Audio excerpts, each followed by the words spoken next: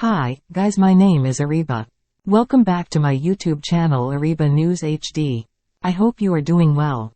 Before watch this video, please subscribe to my YouTube channel and press bell icon for latest video.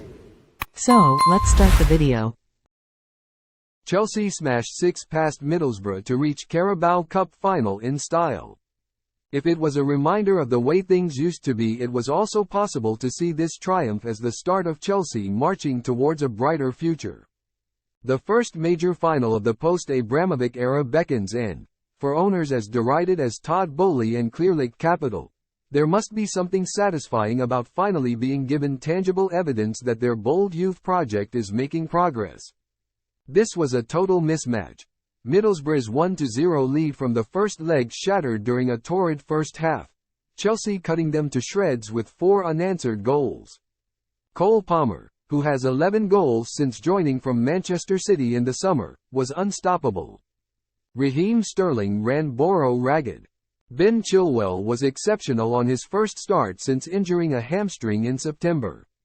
Mauricio Pochettino, the coach charged with making sense of the heavy spending under the new ownership, could delight in a performance mercifully light on the usual chaos.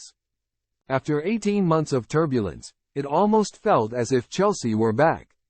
Making it to Wembley with a 6-2 win on aggregate is about as emphatic as it gets, even for a club that reached cup finals as a matter of course during Abramovich's day. Admittedly, it is worth maintaining a sense of perspective. Chelsea have had a kind run, winnable home games setting them up for a semi-final against a team in the second tier, and tougher tests lie in wait. They host Aston Villa in the 4th round of the FA Cup on Friday and visit Liverpool in the league next week.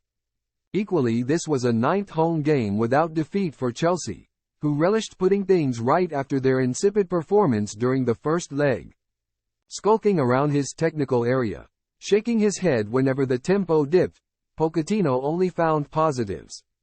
There was calm instead of immaturity, poise rather than imprecision, and Boro's hopes of reaching the final for the first time since winning this competition in 2004 soon looked remote. Chipping away at the romance was the reality of Boro's status, 11th in the championship and riddled with injuries. Isaiah Jones, who tormented Chelsea at the Riverside, was unavailable. Chelsea's long injury list was irrelevant. Pochettino's tactics overwhelmed Boro, preventing them from settling into a low block, his surprising decision to drop Conor Gallagher paying off. It was easier for Chelsea to stretch the play with Mykhailo Mudryk and Sterling on the wings, Palmer behind Armando Broja and Enzo Fernandez pushing forward from midfield. Chilwell was just as influential in his first start at left-back this season. It is strange that Pochettino often used him as a winger at the start of the campaign. Chilwell, so effective when he overlaps and makes runs from deep, was eager to prove he belongs in a back four. Wearing the armband inspired him. He was sharp, snapping into challenges, almost giving Chelsea the lead when he headed wide after beating Tom Glover to a long ball. He was baffled to be penalised for a foul on Boro's goalkeeper. It was a sign of Chelsea's aggression. Boro could not respond. The ploy of Johnny Howson dropping into a back 5 causing confusion and giving Fernandez and Moises Caicedo too much space in midfield. Chelsea's grip tightened. After 14 minutes, Chilwell won possession, danced into space and slid the ball to Sterling. The winger drew Glover and found Broja, who was about to tap into the empty net before Howson raced back and scored an own goal with a desperate attempt to dispossess the Chelsea striker. Their advantage wiped out. Michael Carrick's side tried to hit back, Morgan Rogers drawing a save from George Petrovic. Yet the game was only going one way. Chelsea soon led on aggregate, Sterling's flick allowing Axel Disasi to surge forward from right back and present Fernandez with a simple finish.